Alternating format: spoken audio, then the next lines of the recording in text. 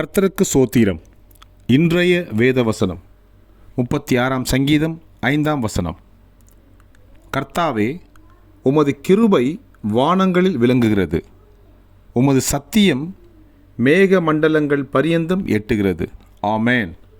36ஆம் சங்கீதம் 5ஆம் வசனம்.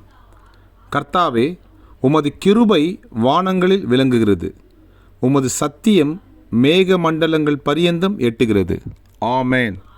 36ஆம் சங்கீதம் 5ஆம் வசனம். கர்த்தர் உங்களை ஆசீர்வதிப்பாராக, உங்களோடு கூட இருப்பாராக. ஆமேன்.